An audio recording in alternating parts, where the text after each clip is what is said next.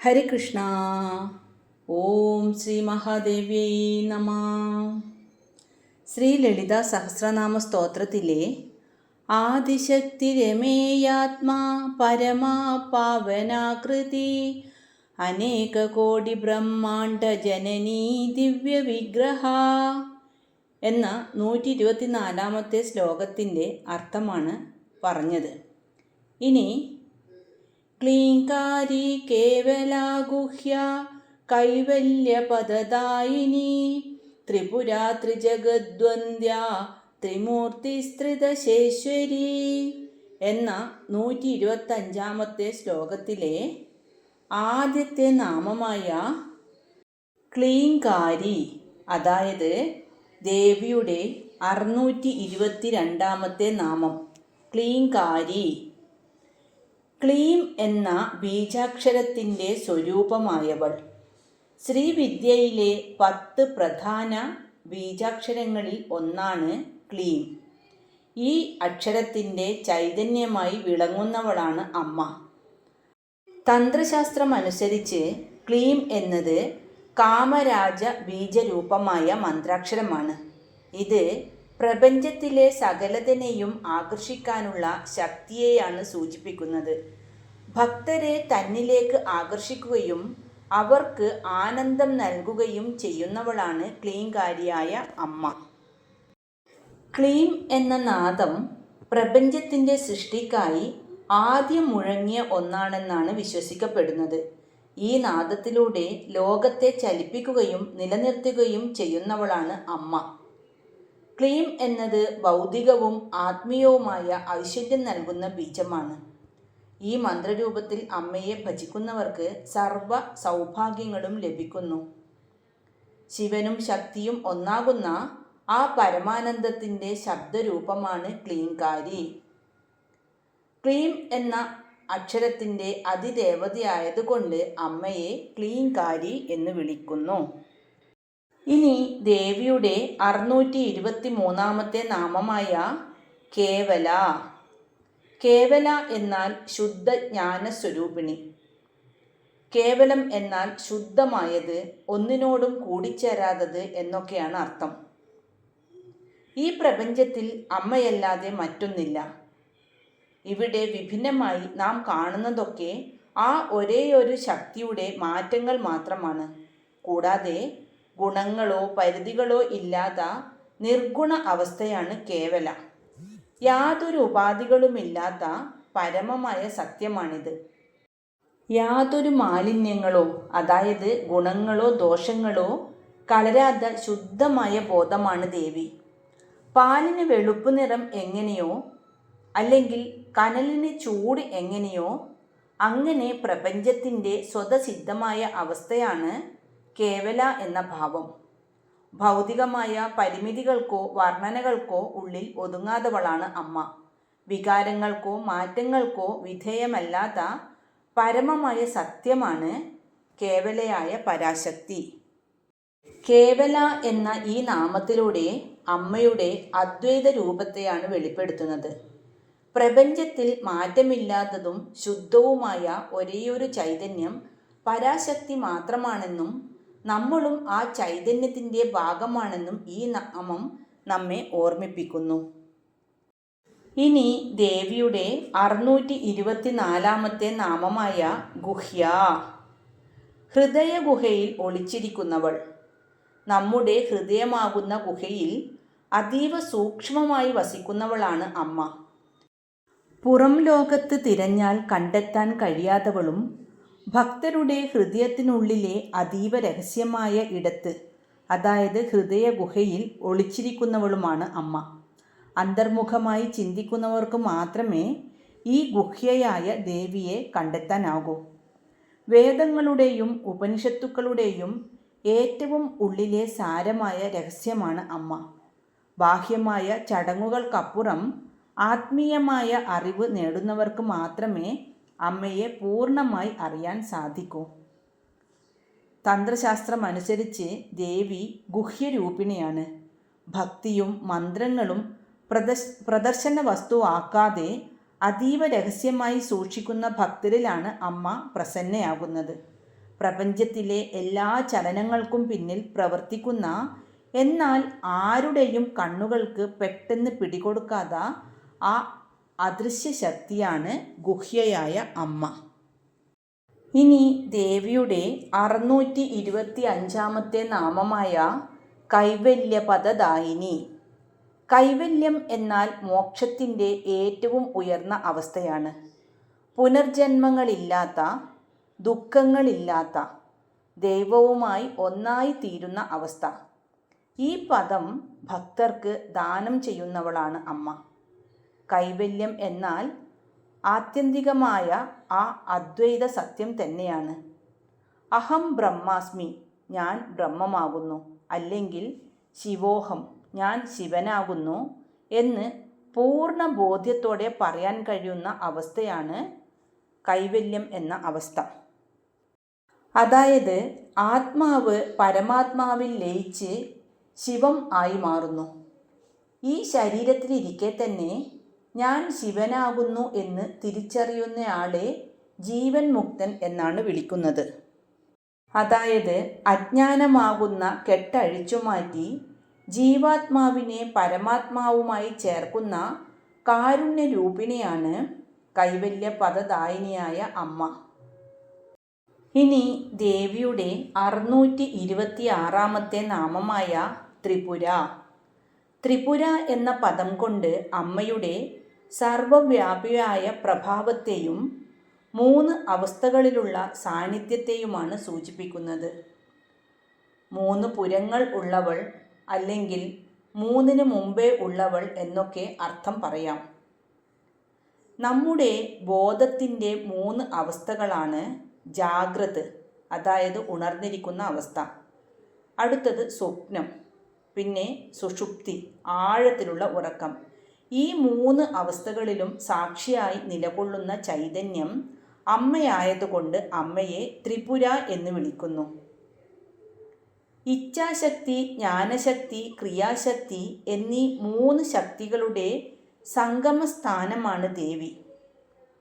ബ്രഹ്മാവ്, വിഷ്ണു, ശിവൻ എന്നീ 3 മൂർത്തികൾക്കും, അതായത് ത്രിമൂർത്തികൾക്കും മുൻപേ ഉണ്ടായവളും അവരെ നിയന്ത്രിക്കുന്നവളുമാണ് പരാശക്തി. ശ്രീവിദ്യോപാസനയിൽ ശ്രീചക്രത്തിൻ്റെ വിവിധ ഭാഗങ്ങളെ പുരങ്ങൾ എന്ന് വിളിക്കുന്നു.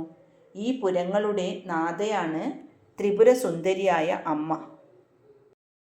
അപ്പോൾ ത്രിപുര എന്നാൽ 3 ലോകങ്ങളുടെയും 3 അവസ്ഥകളുടെയും നാഥ. ഈ നാമം അമ്മയുടെ വിശ്വവ്യാപിയായ രൂപത്തെയാണ് വെളിപ്പെടുത്തുന്നത്. നമ്മുടെ ഉണർവിലും സ്വപ്നത്തിലും ഉറക്കത്തിലും മാറ്റമില്ലാതെ തുടരുന്ന ആ ദിവ്യ ചൈതന്യം നമ്മെ നയിക്കുന്നു. ഇനി ദേവിയുടെ 627 നാമമായ ത്രിജഗത് വന്ദ്യ. 3 ലോകങ്ങളാലും വന്ദിക്കപ്പെടുന്നവൾ. ത്രിജഗത് എന്നാൽ ആകാശം, അതായത് സ്വർഗം, ഭൂമി, പാതാളം എന്നീ 3 ലോകങ്ങൾ. വന്ദ്യ എന്നാൽ വന്ദിക്കപ്പെടേണ്ടവൾ. ഈ 3 ലോകങ്ങളിലുമുള്ള ദേവന്മാരാലും മനുഷ്യരും അസുരന്മാരും ഒരുപോലെ അമ്മയുടെ പാദങ്ങളിൽ വണങ്ങുന്നു എന്നാണ് ഇതിൻ്റെ അർത്ഥം. പ്രപഞ്ചത്തിലെ എല്ലാ ജീവജാലങ്ങളും അറിഞ്ഞോ അറിയാതെയോ ആശ്രയിക്കുന്നത് ഈ പരാശക്തിയെയാണ്. സകല വിദ്യകളുടെയും സമ്പത്തിൻ്റെയും ശക്തിയുടെയും ഉറവിടം അമ്മയായതുകൊണ്ട് എല്ലാവരും അമ്മയെ വന്ദിക്കുന്നു. ഭൂതം, വർത്തമാനം, ഭാവി എന്നീ 3 കാലങ്ങളിലും മാറ്റമില്ലാതെ നിലനിൽക്കുന്ന സത്യമായതുകൊണ്ട് കാലത്തിനതീതമായ ആദരവ് അമ്മയ്ക്ക് ലഭിക്കുന്നു. ഇനി ദേവിയുടെ 628 നാമമായ ത്രിമൂർത്തി. ബ്രഹ്മാവ്, വിഷ്ണു, ശിവൻ എന്നീ 3 രൂപങ്ങളും ഒത്തുചേർന്നവൾ. സൃഷ്ടി, സ്ഥിതി, സംഹാരം, അതായത് ലോകത്തെ സൃഷ്ടിക്കുന്ന ബ്രഹ്മാവായും നിലനിർത്തുന്ന വിഷ്ണുവായും സംഹരിക്കുന്ന ശിവനായും പ്രവർത്തിക്കുന്നത് ഒരേ പരാശക്തി തന്നെയാണ്. ഈ 3 ദേവന്മാരും അമ്മയുടെ തന്നെ വ്യത്യസ്ത ഭാവങ്ങളാണ്. സത്വഗുണം, അതായത് വിഷ്ണു, രജോ ഗുണം ബ്രഹ്മാവ്, തമോ ഗുണം ശിവൻ എന്നീ 3 ഗുണങ്ങളെയും നിയന്ത്രിക്കുന്ന ഒരേയൊരു ചൈതന്യമാണ് ദേവി. ദൈവം ഒന്നാണെന്നും അത് വിവിധ രൂപങ്ങളിൽ പ്രകടമാകുന്നുവെന്നും ഈ നാമം നമ്മെ ഓർമ്മിപ്പിക്കുന്നു. ഇനി ദേവിയുടെ 629 നാമമായ ത്രിദശേശ്വരി. ത്രിദശന്മാർക്കും ഈശ്വരി ആയിട്ടുള്ളവൾ. ത്രിദശന്മാർ എന്നാൽ ദേവന്മാർ. ജര, നര, മരണം എന്നീ 3 അവസ്ഥകൾ ഇല്ലാത്തവരാണ് ദേവന്മാർ. അതുകൊണ്ടാണ് അവരെ ത്രിദശന്മാർ എന്ന് വിളിക്കുന്നത്. കൂടാതെ ഒരു മനുഷ്യന് സാധാരണയായി 4 ദശകളാണുള്ളത്: ബാല്യം, കൗമാരം, യൗവനം, വാർദ്ധക്യം. എന്നാൽ ദേവന്മാർ എപ്പോഴും 3ാമത്തെ അവസ്ഥയായ യൗവനത്തിലാണ് ഉണ്ടാവുക. അതുകൊണ്ടും അവരെ ത്രിദശന്മാർ എന്നാണ് വിളിക്കപ്പെടുന്നത്. വേറൊരർത്ഥം പറഞ്ഞാൽ ത്രിദശ എന്നാൽ 30, ത്രി എന്നാൽ 3, ദശം എന്നാൽ 10, അങ്ങനെ 30. പുരാണങ്ങളിൽ 33 കോടി ദേവന്മാരെയാണ് പ്രധാനമായും സൂചിപ്പിക്കുന്നത്. ഈ സകല ദേവന്മാരെയും ഭരിക്കുകയും അവർക്ക് ശക്തി നൽകുകയും ചെയ്യുന്ന പരമേശ്വരിയാണ് അമ്മ. ദേവലോകത്തിൻ്റെ മുഴുവൻ നിയന്ത്രണവും അമ്മയുടെ കൈകളിലാണെന്നും ഈ നാമം വ്യക്തമാക്കുന്നു. ഇനി അടുത്ത ശ്ലോകത്തിലേക്ക് പോകാം. അതായത് 126ാമത്തെ ശ്ലോകം. ത്രക്ഷരി ദിവ്യഗന്ധാഢ്യ സിന്ദൂരതിലകാഞ്ചിത ഉമാ ശൈലേന്ദ്രതനയ ഗൗരി ഗന്ധർവസേവിത. ഈ ശ്ലോകത്തിലെ ആദ്യത്തെ നാമമായ ത്രക്ഷരി, അതായത് അമ്മയുടെ 630ാമത്തെ നാമം ത്രക്ഷരി, 3 അക്ഷരങ്ങൾ ചേർന്ന മന്ത്രരൂപമായി വിളങ്ങുന്നവൾ. ഓംകാര സ്വരൂപിണി. ഓം എന്ന പ്രണവമന്ത്രം ആ, ഉ, മാ എന്നീ 3 അക്ഷരങ്ങൾ ചേർന്നതാണ്. ഈ 3 അക്ഷരങ്ങളും ചേർന്ന ഓംകാരത്തിൻ്റെ ഉള്ളിലെ ചൈതന്യം അമ്മയാണ്. ശ്രീവിദ്യോപാസനയിലെ ഏറ്റവും പ്രധാനപ്പെട്ട മന്ത്രമായ ശ്രീ പഞ്ചദശാക്ഷരി മന്ത്രത്തെ 3 ഖണ്ഡങ്ങളായി, അതായത് വാഗ്ഭവകൂടം, കാമരാജകൂടം, ശക്തികൂടം ഇങ്ങനെ തിരിച്ചിരിക്കുന്നു.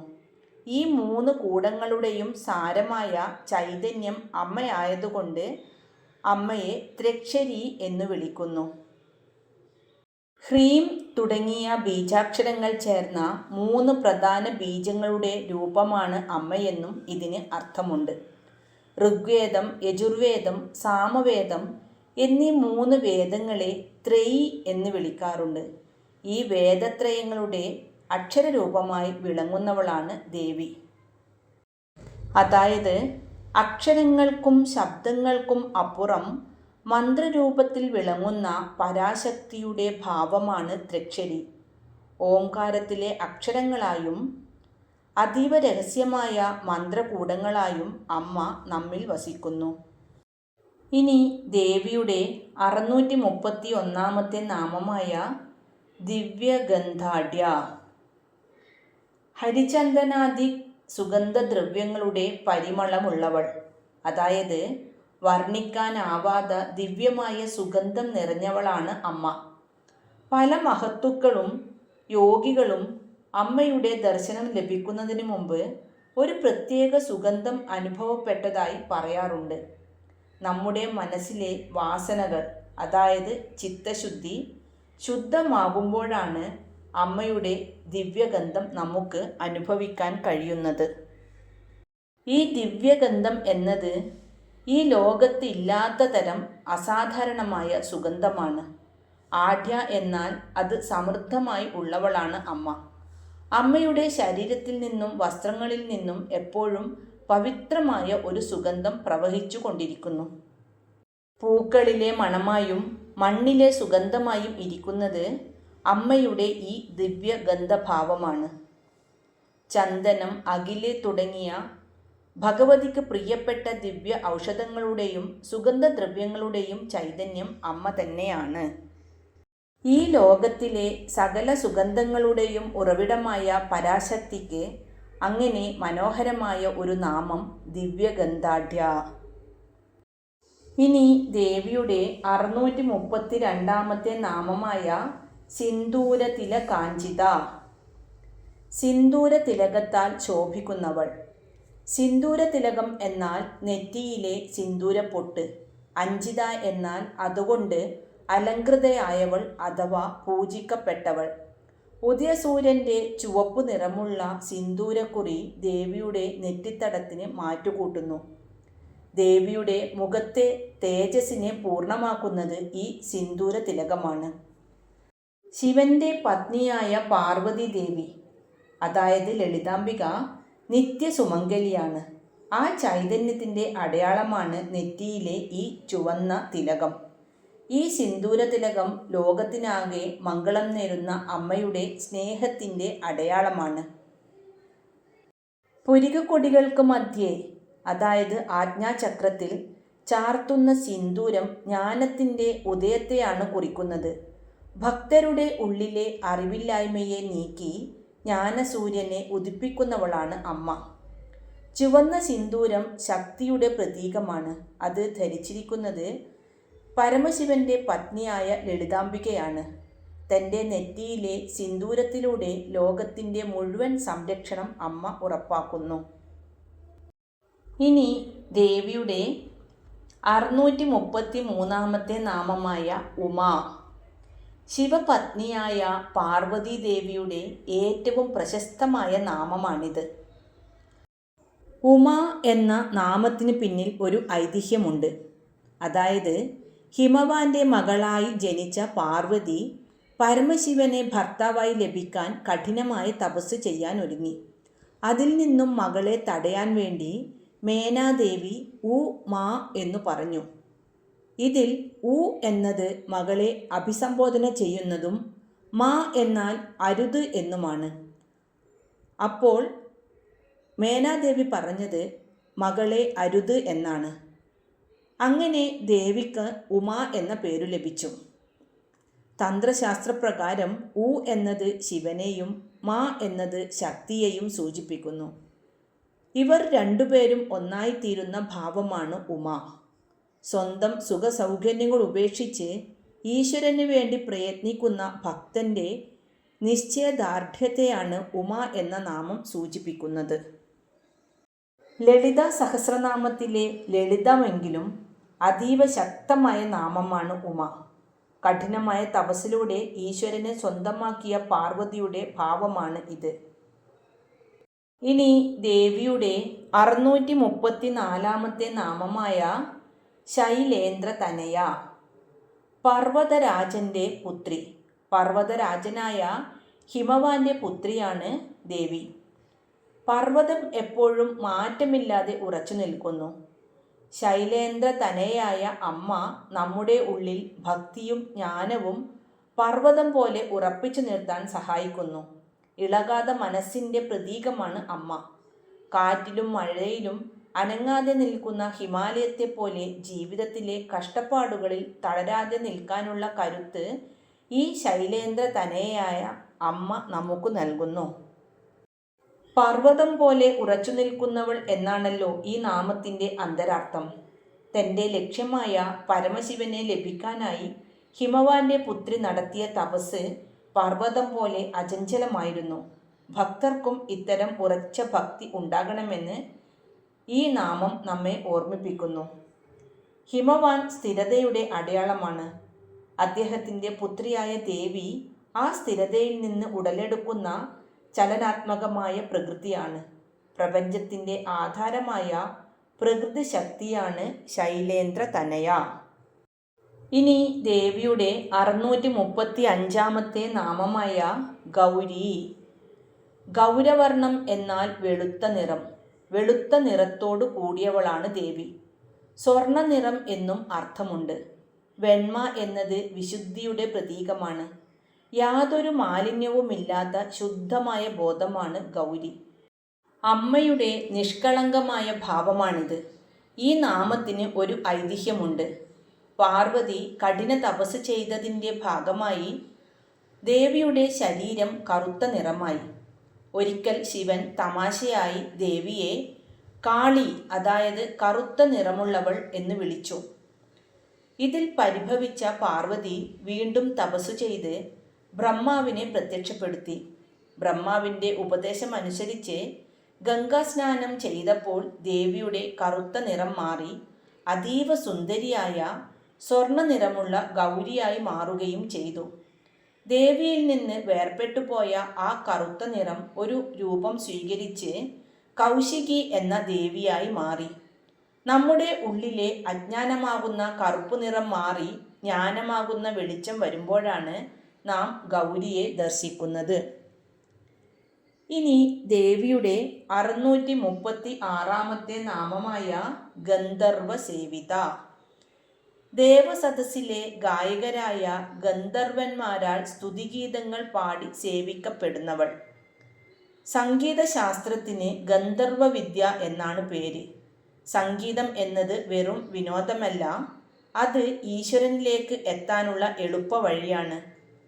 ഗന്ധർവന്മാർ അമ്മയെ സേവിക്കുന്നത് അവരുടെ കലയിലൂടെയാണ്. നമ്മൾ ചെയ്യുന്ന ഏത് ജോലിയും അത് അമ്മയ്ക്കുള്ള സമർപ്പണമായാൽ അത് ഗന്ധർവ സേവയ്ക്ക് തുല്യമാണ്. ഗന്ധർവ സേവ എന്നത് പരമമായ ആനന്ദത്തിൻ്റെ പ്രതീകമാണ്. ആത്മീയമായ ഉന്നതി ആഗ്രഹിക്കുന്നവർക്ക് സംഗീതത്തിലൂടെയും ഭക്തിയിലൂടെയും അമ്മയെ എളുപ്പത്തിൽ കണ്ടെത്താം. ഗന്ധർവ സേവിത എന്ന നാമം അമ്മയുടെ കലകളോടുള്ള അനുരാഗത്തെയാണ് വെളിപ്പെടുത്തുന്നത്. സ്വർഗീയ ഗായകരായ ഗന്ധർവന്മാർ പോലും പാടിപ്പുകഴ്ത്തുന്ന ആ ചൈതന്യം നമ്മുടെ ഉള്ളിലെ കലകളെയും കഴിവുകളെയും ഉണർത്തുന്നു. ഇന്ന് അർത്ഥം മനസ്സിലാക്കിയ ശ്ലോകങ്ങൾ നമുക്കൊന്ന് ചൊല്ലി നോക്കാം.